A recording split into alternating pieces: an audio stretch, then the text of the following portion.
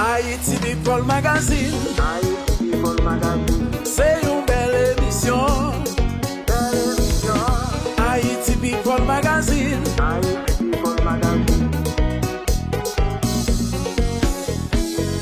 Bonjour à tous, bienvenue dans votre émission Haïti People Magazine sur OM5 TV bien sûr. Alors aujourd'hui notre invitée est Gilberte qui est directrice de l'agence anti-déménagement. Donc elle est venue spécialement pour nous aujourd'hui pour nous parler un petit peu de la structure qu'elle a mise en place pour Haïti. Tout de suite je vous propose de l'accueillir avec moi. Bonjour Gilberte, comment ça va? Bonjour à tous, ça va bien, contente d'être là sur OM5 TV. Alors, merci aussi à vous, puisque aujourd'hui, vous êtes là spécialement pour Haïti. Pour Haïti. Martinique, Guadeloupe, ils ont eu leur tour. Maintenant, c'est Haïti. Tout à fait. Oui. Alors, justement, est-ce que vous pouvez nous dire un petit peu, nous parler déjà de l'agence de déménagement Antilles, et ensuite, on rentrera tout de suite dans le sujet concernant Haïti. D'accord. Donc, anti-déménagement existe réellement depuis... je dirais 1 an après une quinzaine d'années d'activité, une première création qui m'a pas plu, j'ai restructuré, j'ai repris, ça fait 1 an. Pendant 1 an, j'ai travaillé, j'ai gardé un portefeuille, un contact assez important qui fait que sur certaines destinations, je n'ai pas eu de complications pour le développement. D'accord. Et aujourd'hui, je suis là exclusivement pour la destination Haïti, pour faire un appel aux Haïtiens qui veulent faire des conteneurs à cette destination, qui veulent développer. Donc, c'est le moment pour eux de nous contacter pour qu'on puisse les aider à développer le fret maritime vers Haïti. Alors, justement, vous avez choisi Haïti. Pourquoi avoir choisi Haïti? Quel est le lien entre vous et Haïti? Haïti, depuis mon plus jeune âge, mes 12 ans, c'était un rêve. Mon professeur d'histoire me disait quel serait mon vœu le plus cher. Alors je disais, j'aurais aimé aller en Haïti. Je ne sais pas pourquoi. Et Haïti a été pour moi, c'est comme un pays d'adoption. J'y suis allée l'année dernière avec mon conjoint. C'était royal. C'était la première fois depuis des années que j'avais des vacances, de vraies vacances, loin du travail. J'ai dormi 24 heures après, quand je me suis réveillée, j'ai dit « je suis en paix ». Comme ça, c'était mes premiers mots en Haïti en 2016. Et après, j'ai dit « bon, il faut que je travaille ». Donc j'ai profité de mon séjour là-bas pour me reposer, pour faire ce que j'avais à faire sur le plan personnel. Et cette année, là, je suis repartie. Mais c'était vraiment pour le boulot, là, maintenant. Alors, justement, pourquoi avoir choisi ce domaine? Puisqu'on va parler, c'est un conteneur, c'est des choses que les Haïtiens vont justement vont pouvoir envoyer via votre agence. Donc, pourquoi avoir choisi ce domaine-là, cette continuité pour Haïti? J'ai toujours fait travailler 15 années d'expérience dans le transport. J'ai développé pas mal de départements dans ce secteur-là, dans le fret maritime, sur la Guadeloupe, sur la Martinique, la Guyane, la Réunion, sur d'autres destinations aussi. Et c'était une première pour moi sur Haïti. J'ai fait du fret aérien sur Haïti, mais pas du maritime. D'accord. Et l'année dernière a été une première pour moi et j'ai trouvé que c'était un petit peu fouillis. Alors j'étais là en tant qu'observatrice, je regardais, j'aidais, je conseillais. Et cette année-là, dans cette session qui va commencer prochainement, disons le week-end prochain, je me dis que c'est le bon moment pour eux de lancer un appel, leur disant, vous voulez faire des conteneurs, mais il y a des responsabilités, il y a des procédures, il y a une façon de faire. Le savoir-faire, l'équipe, je les ai formés, j'ai l'entrepôt, j'ai le quai, j'ai les box, j'ai le déclarant en douane. Donc, venez, Pourquoi D'accord. pas? Alors justement, on va commencer même tout de suite. Hein, pour les personnes qui seraient intéressées, ils peuvent aussi vous appeler. Voilà, il y a le numéro qui va s'afficher directement en bas de l'écran. Donc ils peuvent appeler dès maintenant Tout de pour suite, ils pouvoir peuvent appeler. vous contacter. Et justement, quel est le processus? Alors si moi, je veux envoyer des choses en Haïti, est-ce qu'il y a des choses que vous ne pouvez pas ramener ou bien toutes sortes de choses? Quel est le processus pour arriver jusqu'à destination? Eh bien, il ne faut pas se voiler la face. Il y a des choses, il y a des produits interdits sur toutes les destinations, quelles que soient.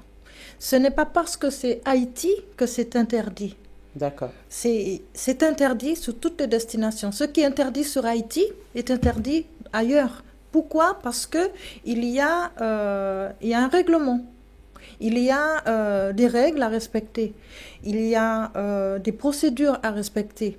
Si vous prenez le risque, par exemple, de faire partir du gaz, il y a forcément des règles. Il y a des conditions de transport. C'est interdit. Si vous voulez transporter de l'essence pour, par exemple, les courses automobiles, chose que je n'ai jamais vue en Haïti, mais ce sont des choses réglementées. Ouais. Il y a des règlements, il y a des textes à respecter. Mais la plupart du temps, les Haïtiens, ce qu'ils font partir, ce sont des effets personnels, entre guillemets. Ce sont des effets personnels. Je veux bien qu'on parle des effets personnels. Des effets personnels, ce sont vos effets à vous. Ce ne sont pas des effets qui sont destinés à la revente. Bien sûr. Donc, il faut prendre en compte des responsabilités en premier lieu du transitaire. Si vous venez avec un lot de bagages, des colis, et vous faites une déclaration d'effets personnels, vous déclarez une valeur, lors d'un contrôle de douane, le douanier vous dira « Je suis désolé, mais ce sont des effets destinés à la revente. » C'est pas cohérent. Donc, il faut être...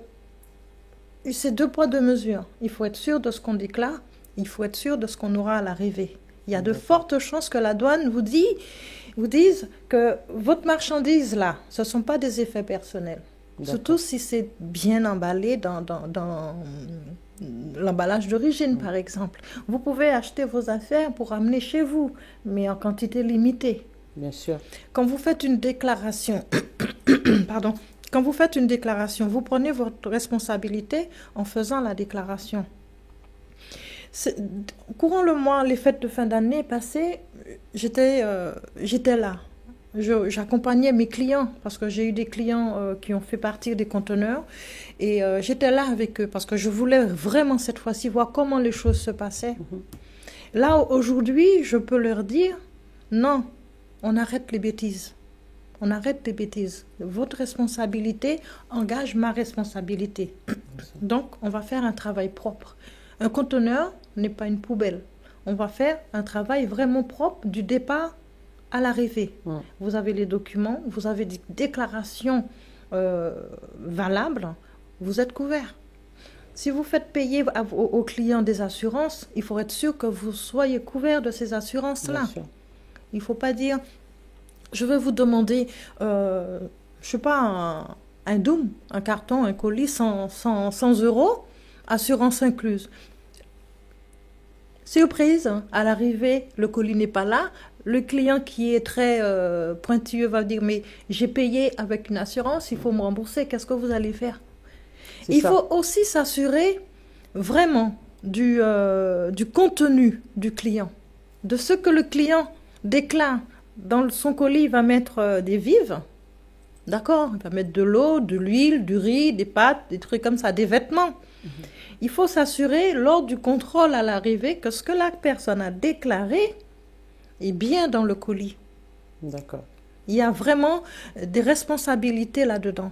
C'est aussi une façon pour le client d'être rassuré aussi, parce que c'est vrai que la communauté haïtienne hésite souvent pour faire partir leur colis, de peur de ne pas recevoir le colis à destination.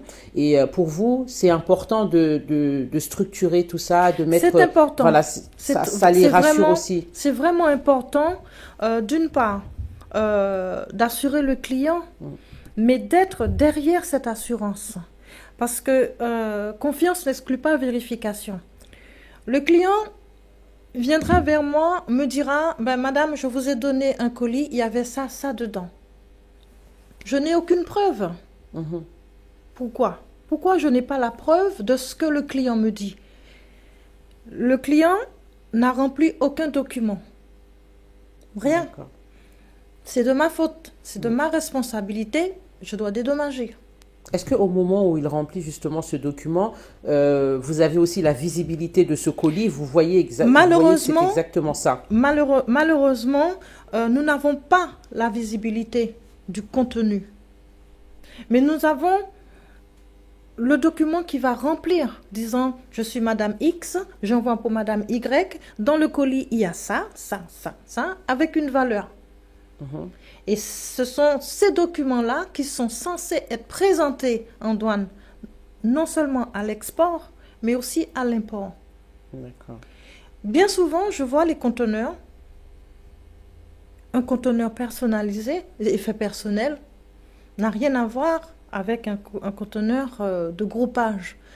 99%, ce sont des groupages. Et qui dit groupage, dit divers destinataires, divers expéditeurs. Or, sous les documents, il n'y a qu'un expéditeur et un destinataire. Il faut qu'on arrive à les amener à travailler main dans la main, à se faire confiance mutuellement.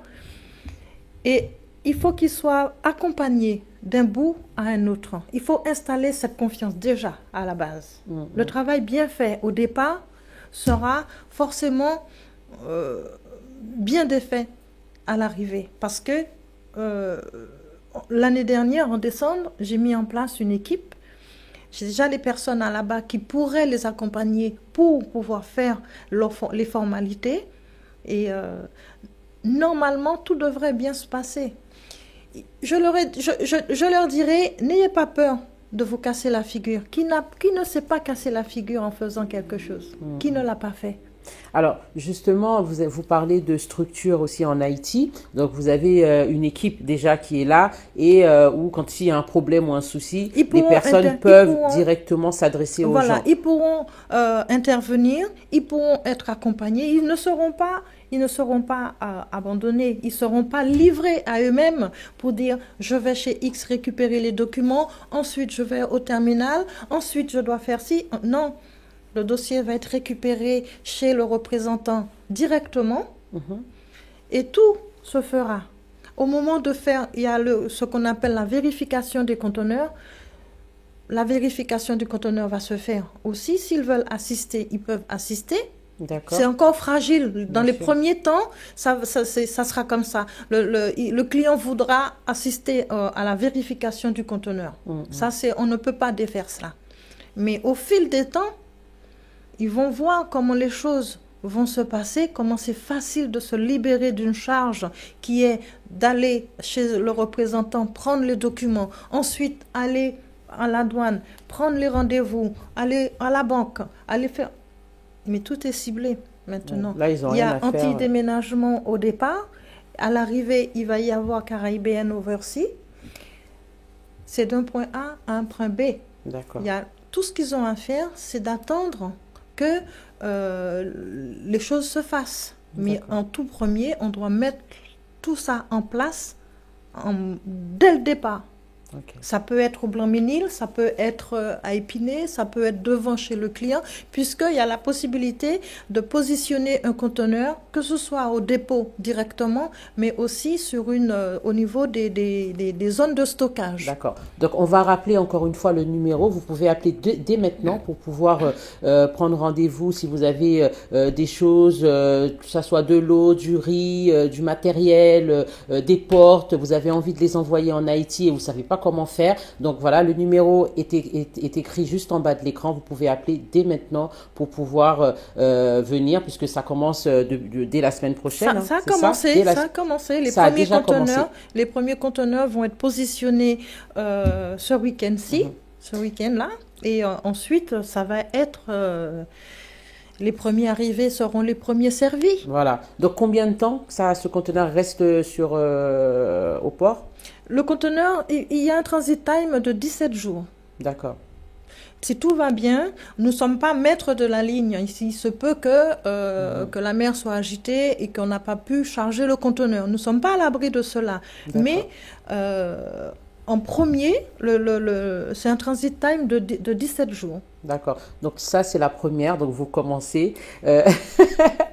Qu'est-ce que vous ressentez? Est-ce qu'il y a quand même une peur? Parce que c'est vrai que vous allez, bon, vous connaissez un petit peu Haïti, mais c'est quand même un terrain que vous connaissez pas par cœur non plus. Donc vous allez apprendre en même temps. Donc est-ce que vous appréhendez un petit peu ou bien non? Vous êtes Non, tranquille, non, vous pas êtes du zen? tout.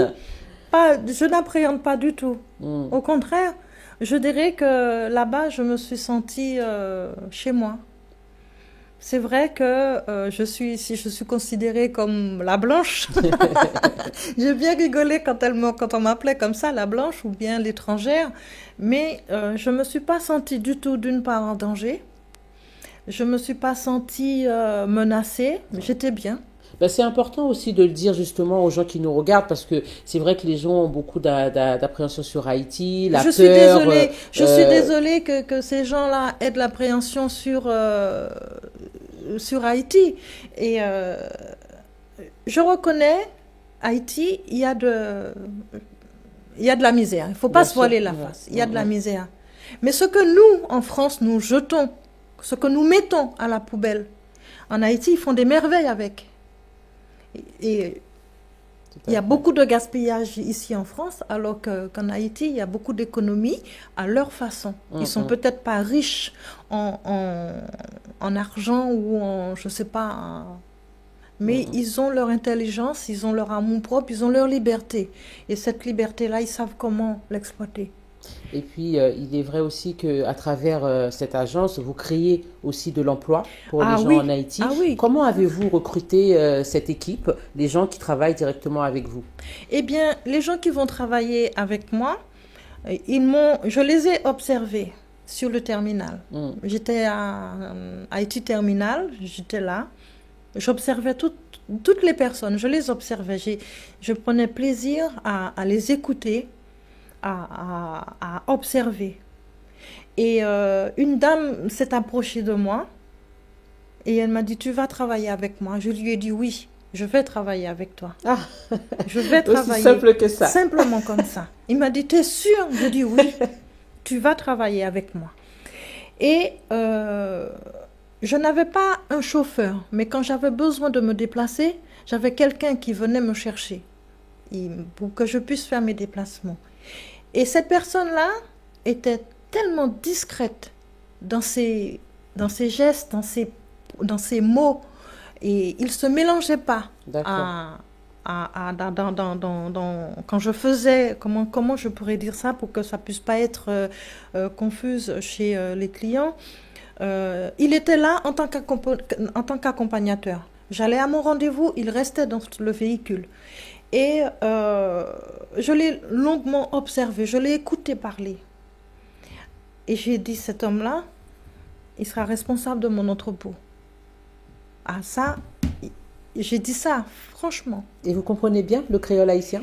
Je ne comprends pas très bien le créole haïtien, mais je parle mieux le créole qu'il y a 3 ans.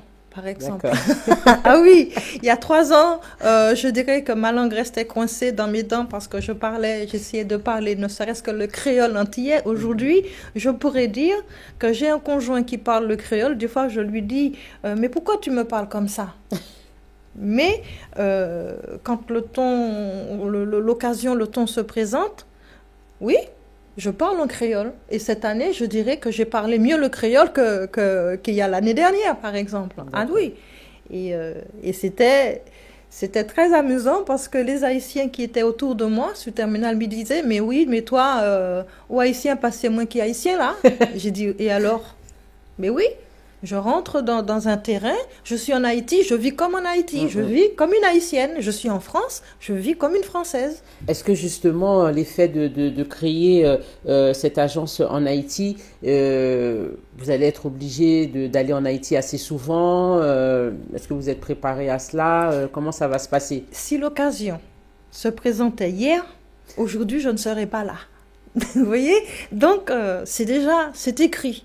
C'est mon destin. Et Haïti, c'est mon pays de cœur. Depuis l'âge, je le dis, depuis l'âge de 12 ans, j'en rêvais. J'en rêvais. Et aujourd'hui, dans mon cœur, dans mon âme, je dirais, ce n'est qu'une formalité. Mes pièces d'identité sont françaises. Il faut que je les mette haïtiennes. Je n'ai aucun scrupule. Alors, justement, on va parler un petit peu de tout ce qui est paperasserie, hein, on va dire. Comment ça se passe? Est-ce que vous devez directement voir avec Haïti directement au niveau des papiers pour tout mettre aux normes? Comment ça se passe? Ou bien c'est ici? Est-ce que c'est l'ambassade d'Haïti, le consulat d'Haïti? Non, Comment ça se passe? je pense qu'il y a une partie qui devrait se faire directement en Haïti. D'accord. Et ça ne prendra pas, ça ira très vite. Tout, que ce soit au niveau de l'entreprise ou autre, il est préférable que j'aille à la source directement. Directement. Et au lieu d'aller, je vais aller à Paris, par exemple, prendre des informations. Les informations que je risque d'avoir à 80%, vaut mieux le faire au pays directement. Directement. Et puis... Et pour ça, vous n'avez aucune crainte concernant ces démarches-là, puisque bon, c'est vrai que c'est compliqué aussi, donc on vous envoie à droite à gauche en Haïti.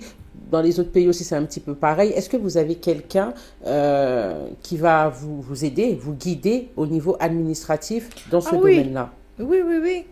D'accord. Oui, tout est... Je ne vais pas dire que tout est calculé, tout est pensé, tout est... Et c'est ce qui est bien d'aller dans un pays en tant qu'observatrice. D'accord. On observe et après, on agit. L'année dernière, en 2016, je suis allée. J'étais là en tant qu'observatrice. Décembre, je suis allée, j'ai observé et j'ai commencé à agir. Cette année, à plein pot, je vais concrétiser.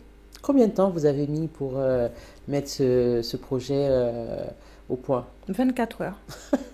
24 heures. 24 heures. C'est l'expérience. L'envie, il y a l'envie. Je dirais que 24 heures assis sur un toit, j'ai pris la décision. D'accord. Oui. Et un ami est venu me voir, il m'a dit, toi, tu resteras pas en France. J'ai dit, c'est exact.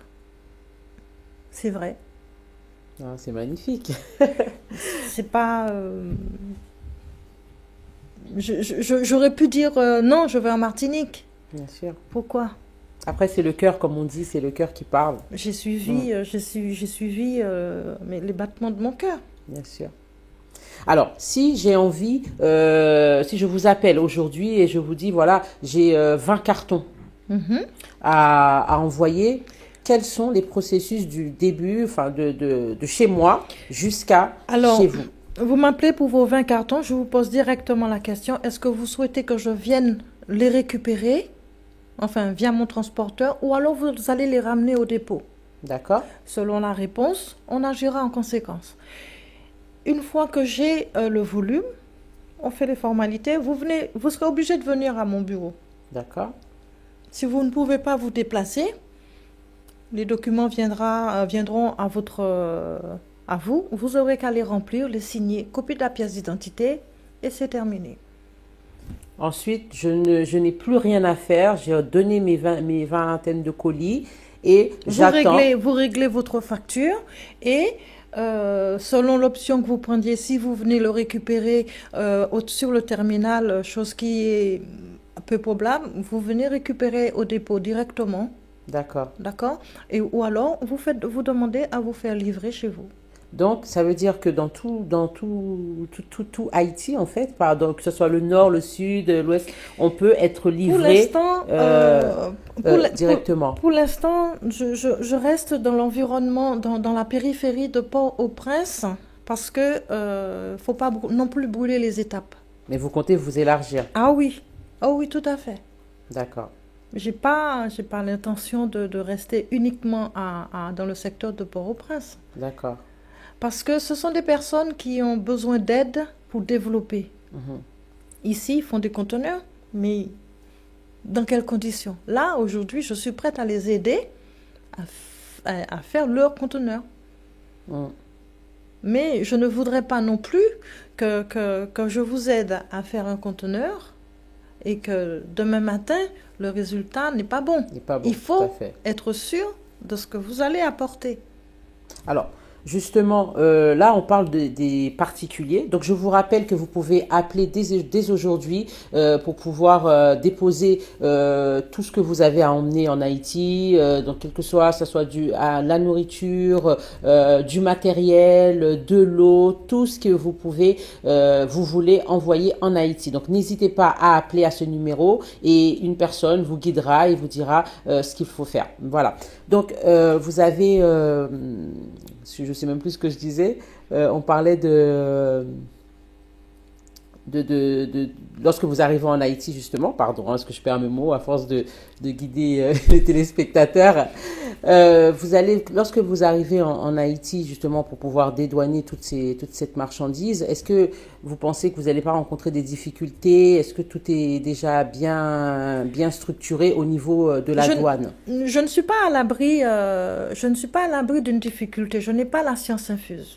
Mais on a vraiment mis en place une équipe là-bas, que ce soit au niveau de la douane, que ce soit au niveau du transfert des colis et de la livraison, tout et tout. C'est vraiment, on attend le top départ. D'accord. J'insiste sur ça puisque c'est vrai que la communauté hésite beaucoup sur ce genre de choses parce que c'est vrai qu'arriver en Haïti, il y a souvent des difficultés. Il y a toujours des problèmes pour des douaniers, des problèmes pour recevoir... Je les ai rencontrés, ces difficultés. Voilà, ces colis. Donc, il faut vraiment les mettre en confiance pour qu'eux puissent venir vers vous. C'est vraiment très important de les rassurer. Je les ai rencontrés, ces difficultés, mais j'ai su les contourner parce que je suis partie avec une confiance en moi parce que je dis, je veux ça et je l'aurai.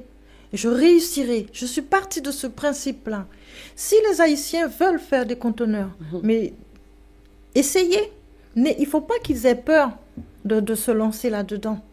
Il y en a pas mal. Il y a des centaines de conteneurs. Il y en a. Mais il y a aussi beaucoup d'échecs. Il y a beaucoup d'échecs. Ces échecs-là, il faut les utiliser pour faire du positif. Bien sûr. Si aujourd'hui un conteneur a pris 30 jours au lieu de 17 jours, il faut se demander pourquoi. Pour quelle raison un conteneur qui était prévu à telle date est arrivé 15 jours après ou un mois après. En analysant cette erreur-là, on se dit mais il faut arrêter ça. Il ne faut plus faire comme ça, il faut faire comme ça. Il faut mettre en place une méthodologie, une logistique beaucoup plus simple et ne pas se compliquer. Ok. Alors, là, on a parlé quand même des particuliers. Maintenant, est-ce que vous touchez aussi les sociétés? Vous avez des personnes à Paris, dans la communauté haïtienne, qui ont des magasins en Haïti, de vêtements, ou un petit peu de tout, et qui achètent des choses en France, à Paris, pour emporter en Haïti. Est-ce que vous acceptez ce genre de colis? Ah oui, les professionnels, c'est encore beaucoup plus facile. D'accord. Comment ça se passe pour eux? Les professionnels, il n'y a pas à être inquiet en ce qui concerne le contenu des colis. On sait déjà. Le professionnel sait ce qu'il attend. Il sait très bien quels documents fournir. D'accord. Les factures, on n'a pas besoin de diverses choses. Il y a... Par exemple, à tout Aubervilliers, ce sont des fournisseurs, de gros fournisseurs. Ils savent comment ça se passe. Bien sûr. Donc, c'est à eux de donner les documents qu'il faut à leurs clients, que leurs clients me remettent ces documents. Et derrière, je fais ma déclaration. Quand ils arrivent là-bas, en Haïti, il n'y a pas photo. Les documents sont là et la déclaration se fait à l'import aussi facilement que si c'était en la Martinique. Il est beaucoup plus compliqué de faire une déclaration à l'impôt pour les effets personnels. Pourquoi? Parce que c'est le compas dans l'œil. Non. Il y a une nomenclature douanière, ce sont des vêtements, on va chercher des vêtements, c'est de la maroquinerie, c'est les chaussures. Il faut appeler un chat un chat. En tout cas, en ce qui concerne les professionnels, ce sera quelque chose de beaucoup plus facile. Et puis, ils ont aussi l'avantage de ne pas être en rupture de stock. Je parle des pharmacies, des markets, des magasins de vêtements. Il va y avoir un roulement, ce qui fait que là-bas, ils n'auront pas de rupture de problème stock. Ouais. Et combien de fois dans l'année vous faites partir justement ces conteneurs? La saison commence fin février et se termine fin décembre. Et je dirais que sur ma plateforme, j'ai 4 à 6 conteneurs par week-end. D'accord. Donc, j'aurais aimé que les Haïtiens entendent cela et se disent, mais pourquoi pas? Pourquoi est-ce que je n'irai pas avec elle? Alors Gilberte, si vous aviez justement un dernier mot à dire aux Haïtiens pour justement les convaincre à les faire venir vers vous pour pouvoir travailler, pour que vous puissiez travailler ensemble, main dans la main, qu'est-ce que vous leur diriez aujourd'hui? Je dirais à mes chers compatriotes haïtiens que vous avez de la volonté. Vous voulez faire quelque chose. Moi, mon équipe et moi-même, nous avons un savoir-faire. On va vous aider. Venez.